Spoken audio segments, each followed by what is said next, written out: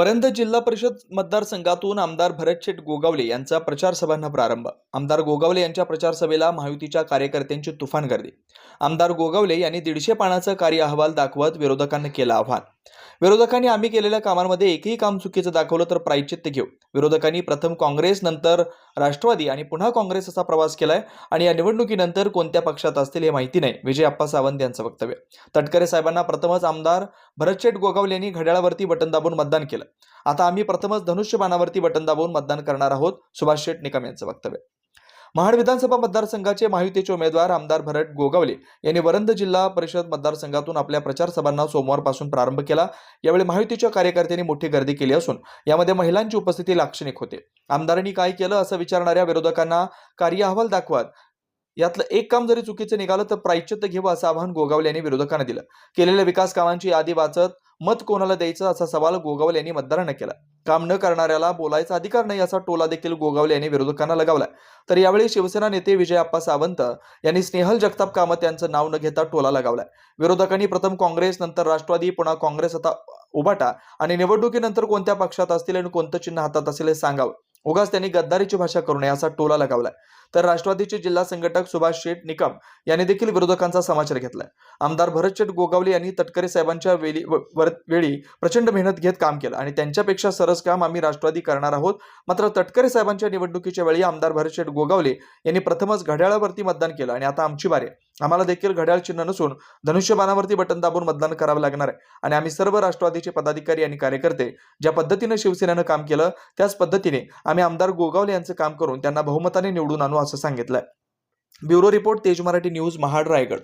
आशीर्वादाने ते या महाड पोलादपूर माणगावचं प्रतिनिधित्व करतायत, लोकप्रतिनिधी म्हणून कर्तृत्व निभावतायत. आज चौथी वेळ आहे आणि निलेश भाईंनी आता सांगितलं ही चौथी वेळ आपल्याला इतिहास घडायचा आहे, ते इतिहासाचं साक्षीदार व्हायचं आहे आणि विजयाचा चौकार मारण्यासाठी आज खऱ्या अर्थाने आपण सर्व उपस्थित आहात. आजचा हा मेळावा आणि आजचा हा प्रचाराची सभा सभेच्या निमित्ताने आपण एक चंग बांधायचं. जो माणूस दिवसाचे 24 तास सुद्धा म्हटले तर वावगा ठरणार नाही अशा पद्धतीने जनतेची सेवा करणारं व्यक्तिमत्व आज आपल्याला लाभलंय. हे आपलं सर्वांचं मोठं भाग्य आहे. ज्यांचे दरवाजे 24 तास सर्वसामान्यांसाठी खुले आहेत, ज्यांच्या किचन आणि बेडरूम मध्ये जाण्याची मुभा आपल्या सर्वांना आहे, असं व्यक्तिमत्व आपल्याला लाभलेलं आहे. या भागाचं नेतृत्व करत असताना निश्चितच आदरणीय आमदार भरतशेठजी गोगावले यांच्या कृपाशीर्वादाने तालुक्याचं सभापती पद भूषवण्याची संधी मिळाली आणि खऱ्या अर्थाने त्याची ओळख झाली. आपण काम करत असताना कशा पद्धतीने काम करावं आणि एक लोकप्रतिनिधी म्हणून कसं असावं हे एकूण संपूर्ण महाराष्ट्राला व्यक्तिमत्व दाखवून देणारे म्हणजे कोण असतील तर ते शेठ आहेत. गेल्या 15 वर्षाचा जर आपण आढावा घेतला तर मागील 2-2.5 वर्षांपासूनचा जर विकास कामांचा आपण आढावा घेतला तर गेल्या 13-14 वर्षांमध्ये विकास कामं झाली नाहीत तेवढी मागील 2 वर्षांमध्ये झाले. आपल्या महाराष्ट्राचे मुख्यमंत्री एकनाथजी शिंदे साहेब यांच्या नेतृत्वामध्ये जेव्हा सत्तांतर घडलं आणि खऱ्या अर्थाने विकासाची गंगा या विधानसभा मतदारसंघामध्ये आली आणि 3,700 कोटींचा विकास कामांचा निधी या संपूर्ण मतदारसंघामध्ये आमदार साहेबांच्या माध्यमातून आलेला आहे. आणि खऱ्या अर्थाने महिलांना किंवा आपण एकंदरीत रेशन दुकानामध्ये जर गेलो तर आपल्याला यापूर्वी धान्य हे विकत मिळत होतं, बरोबर ना? पण आज कसं मिळतंय? आज ते फुकट आहे. हे कुणामुळे?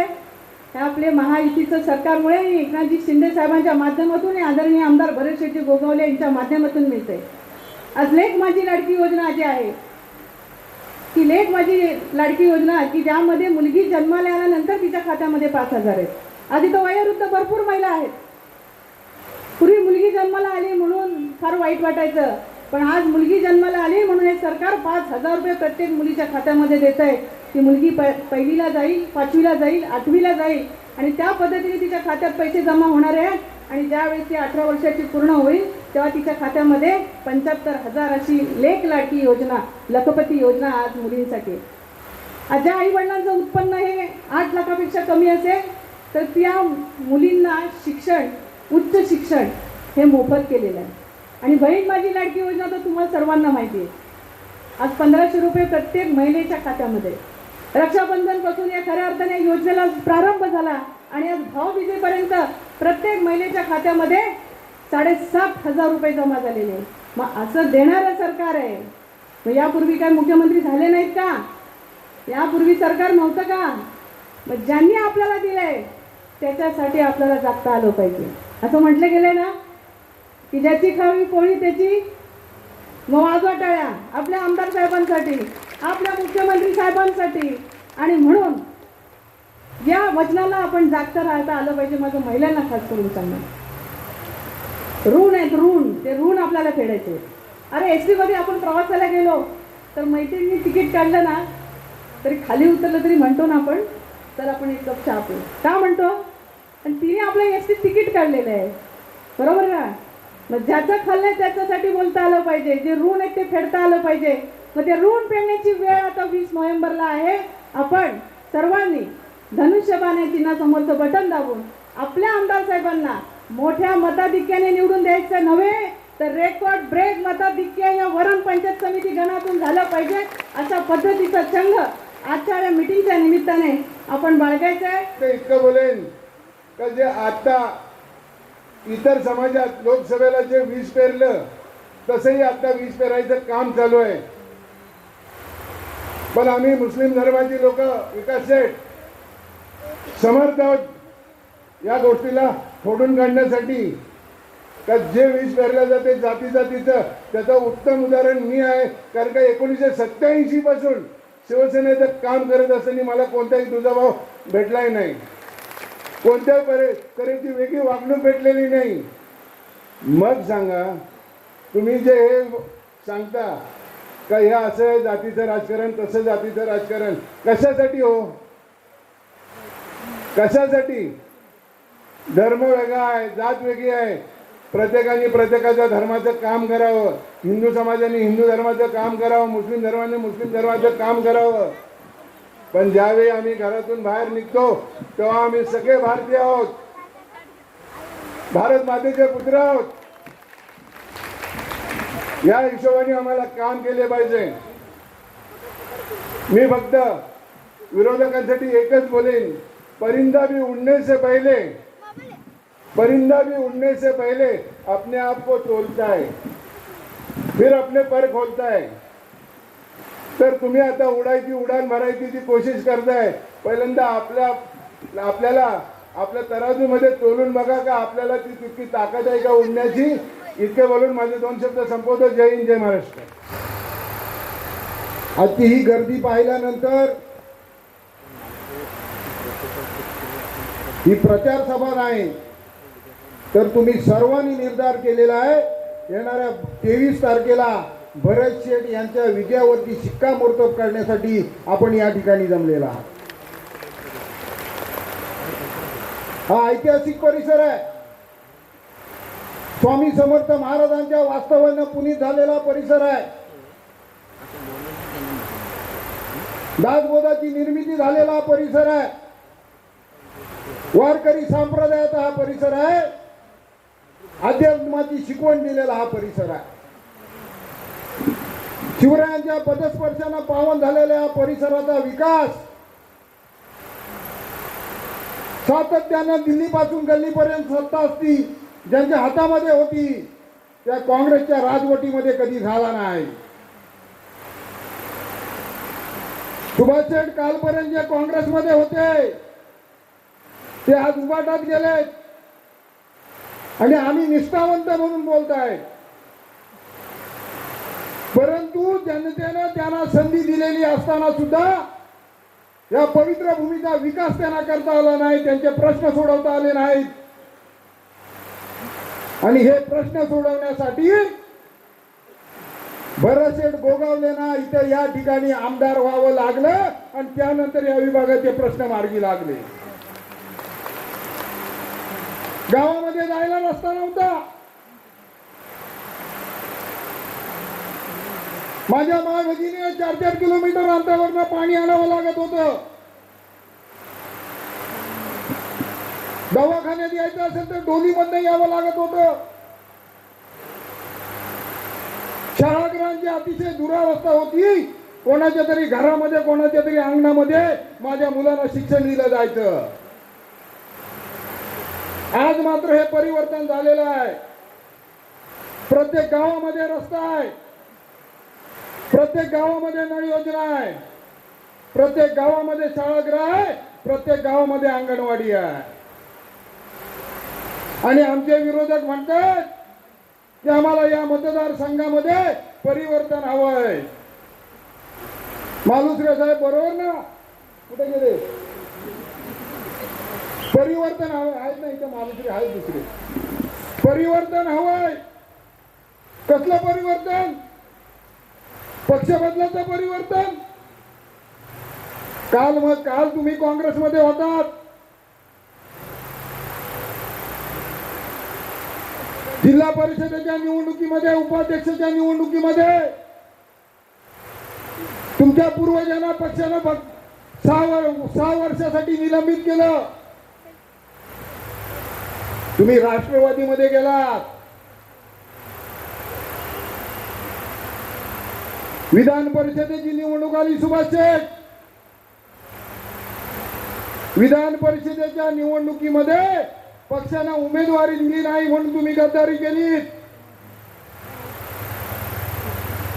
आणि पुन्हा काँग्रेसमध्ये आलात.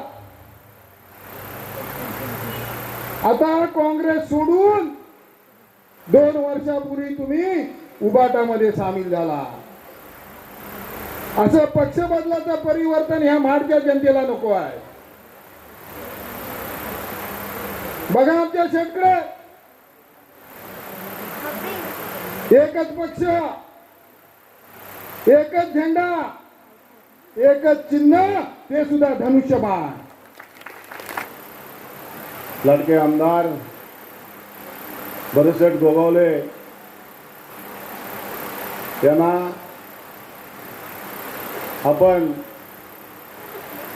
धनुष्य बाणावरती शिक्का मारण्यासाठी उपस्थित राहिलो आहोत. आज माझं आज या प्रचारातलं पहिलंच भाषण आहे. कारण 6 महिन्यापूर्वी लोकसभेची निवडणूक झाली. आदरणीय आमचे नेते सुनील तटकरे साहेब उभे राहिले आणि त्यावेळी अलिबागमध्ये पहिली मीटिंग आमची संपन्न झाली. त्यावेळी आमदारांनी स्पष्ट भूमिकेत सांगितलं, मी साहेबांचा प्रचार करणार. कुठल्याही मनात शंका न बाळगता पहिलं साहेबांना प्राधान्य देण्याचं काम शेट्टी केलं. आणि त्यावेळीच आम्ही गाठखूट बांधली की ज्यावेळी तुमची निवडणूक येईल तेव्हा आम्ही सर्व राष्ट्रवादी काँग्रेस पक्षाचे कार्यकर्ते तुमचा प्रचार मनापासून करणार. पण हे सर्व होत असताना साहेबांनी ज्या पद्धतीचं लीड महाडमधून मिळाला पाहिजे ते भेटलं नाही. थोडीशी आमदारांच्या मनाला खंत वाढली आणि त्यांनी ते स्वतःहून कबूल केलं. कुठं चूक झाली आम्हाला कळलं नाही. दिवस रात्र मेहनत करणारी आम्ही मंडळी, पण कुठं पाल चुकली हे आम्हाला सुद्धा समजलं नाही. आणि ते बिल मुस्लिम समाजावर फाडलं गेलं. मुस्लिम समाजांनी पण काम केलं. ज्या भागात मुस्लिम समाज नाही त्या भागात सुद्धा थोडंसं लीड कमी आलं, पण ती पूर्ववर्ती आता होता कामा नाही हे सांगण्यासाठी आम्ही तिथं आलो. बंधूंनो, अखेर काम करणाऱ्या माणसाला आपल्याला निवडून द्यायचे. ज्या पद्धतीने आपण तटकरे साहेबांना निवडून दिले, तटकरे साहेबांना का निवडून दिले ते विकासाची कामं त्या पद्धती करत असतात. आज आपले आमदार दिवस रात्र तुमची सेवा करतायत. बरेच लोकांनी त्यांचे मनोगत व्यक्त केलं, बरेच लोकांनी त्यांची चुकी केली, पण आम्ही दोघे लहानपणापासून मित्र होतो. राजकारणात बाजूला झालो होतो आणि जिल्हा परिषदेच्या निवडणुकीमध्ये मला वरच मतदारसंघ सुटला आणि त्यांना वालं मतदारसंघ घेतला. विकास शेठ माझी पहिलीच मीटिंग इथं झाली आणि मी निवडून आलो. तीच पहिली मीटिंग आज वरजमध्ये होते. बरं शेठ निवडून येणार. असा नेता आपल्याला पाहिजे का नको ते मला हात वर करून सांगा. असा नेता आपल्याला पाहिजे. मी आज तटकरे साहेबांचा संदेश घेऊन आलो परत. गोरेगावला मीटिंग झाली, आम्हाला तिघांना बोलवले, एक मराठा, एक गवळी आणि एक मुस्लिम.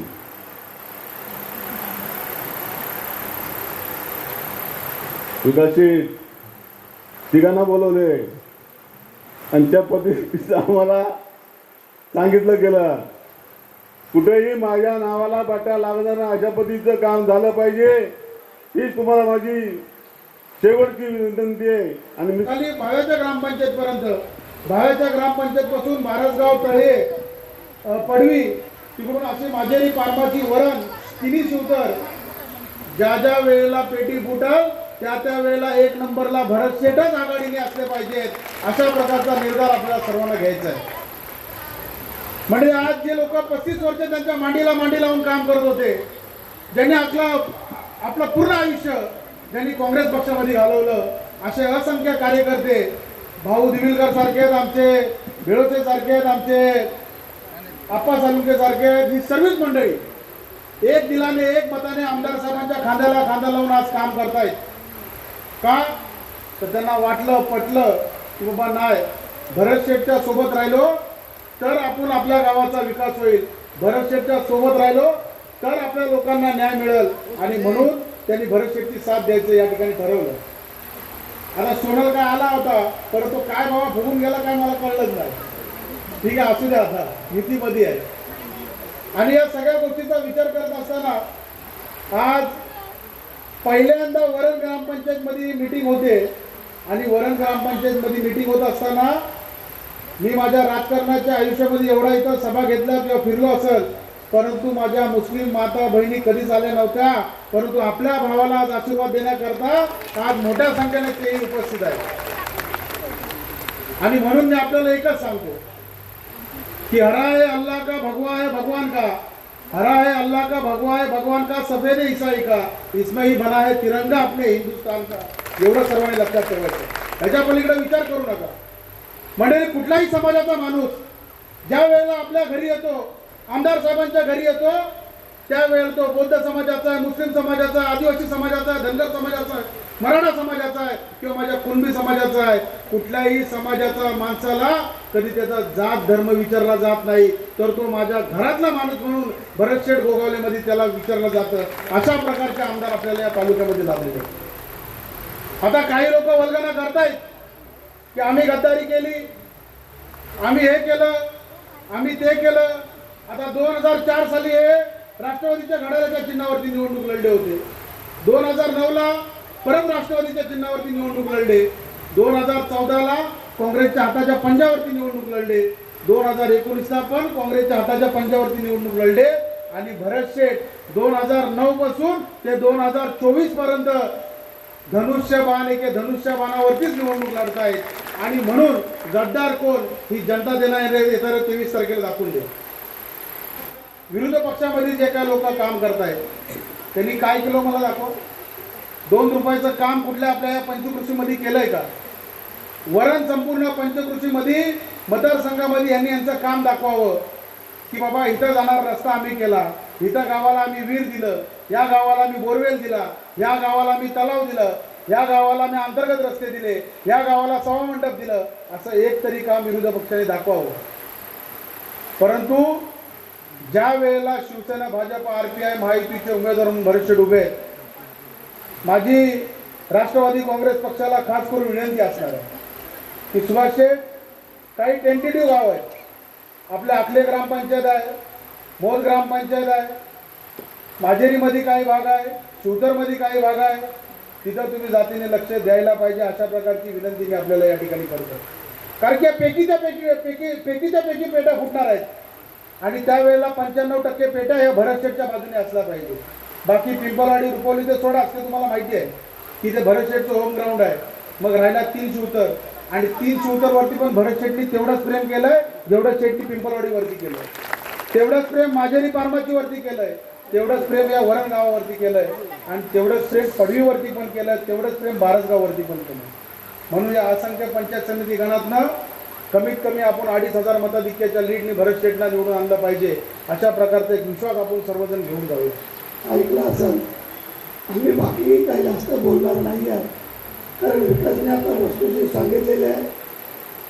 आणि 20 तारखेला होणारी निवडणूक ही तुमच्या या भरत शेठला 4थ्या वेळेला निवडून देण्यासाठी आपण सर्व म्हणजे तयार आहात. तुम्हाला पूर्ण कल्पना आहे. विरोधक त्यांचं काम करत आहे, आपण आपलं काम करतो. आणि हे सगळं करत असताना विकास कामं हे राहू द्या बाजूला, परंतु या लाभाच्या वेळेला आम्ही दिलेल्या आमच्या महिला भगिनी असतील या इतर काही कार्यकर्ते मंडळी असतील, आणि ही निवडणूक जास्तीत जास्त पुढे नेण्याचं काम जर कोण करत असेल तर या माझ्या लाडक्या बहिणीकरता हे कोणाला नाकारता येणार नाही आहे.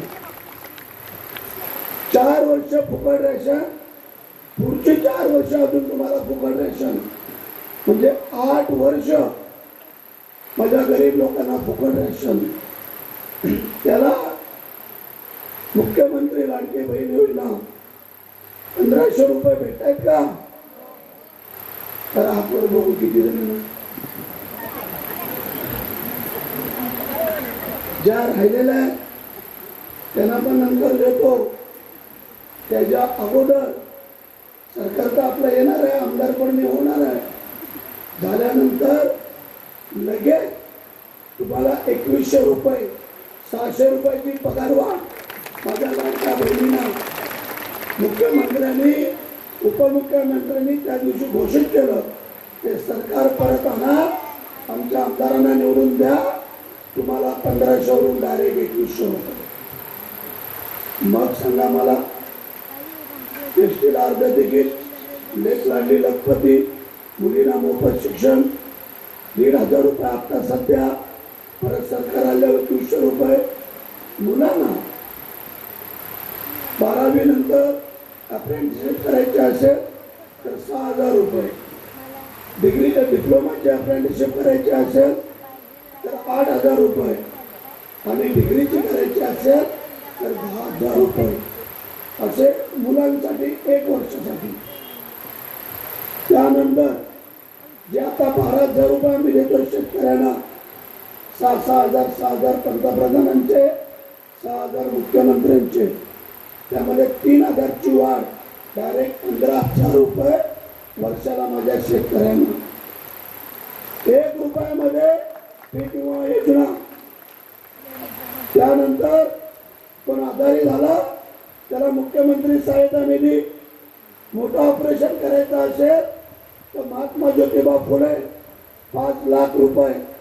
एखाद्याचं ओपन हार्ट सर्जरी त्याला 5 लाख रुपये आम्ही देणार.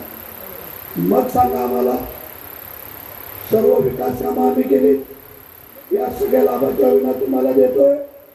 अरे विरोधकांकडे हाय काय तरी सांगावं. 50 वर्ष यांचं सरकार होतं. एक योजना जर यातली दिली असली तर आम्हाला सांगा, कुठल्या तोंडाने हे मतं मागतायत. त्यांचा नारळ पक्षाला या भारतजोड आणि वरणच्या मध्ये शिवावर ठेवा, इकडं माजेरीच्या शिवावर ठेवा, माजेरीवाल्याने परत तिकडं त्या वांजाईच्या शिवावर ठेवा, फार्माच्यावाल्याने पुढं. मग सांगावं मला, आम्ही तुमच्याकडे काय मागतोय. 5 वर्षातून 1 मत, ते पण 5 वर्ष तुमची आम्ही सेवा करतोय. सांगा बरे, कोण घरामध्ये आलाय आमच्या आणि परत गेलाय खाली हाताने, असं एखादं उदाहरण सांगा. आपण आजारी आहे, कोणाचा बैल मेलाय, कोणाची गाय मेले, कोणाच्या मुलाचं ॲडमिशन आहे, आपल्या आदिवासीचं कार्य थांबलंय, कोणाच्या लग्नाच्या बसता थांबलाय. मग सांगा, कोणाला ॲम्ब्युलन्स पाहिजे, कोणाच्या डिलिव्हरीच्या केसला थोडे पैसे कमी करून द्या, नाही जर दिले असेल तर मला विचारा. मग सांगा तुम्हाला, एवढं सगळं आम्ही करतोय आणि हे पुढे येऊन सांगता येईल भरत शेठने केलं काय.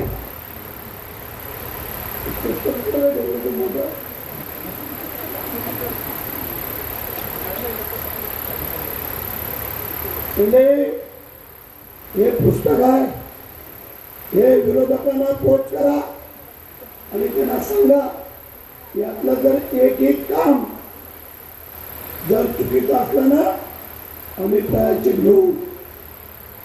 एक काम प्रत्येक गावात म्हणलं नाव आहे तुमच्या, प्रत्येक गावाचं एक गाव पण असा वगळला नाही आहे की त्या गावाचं नाव नाही.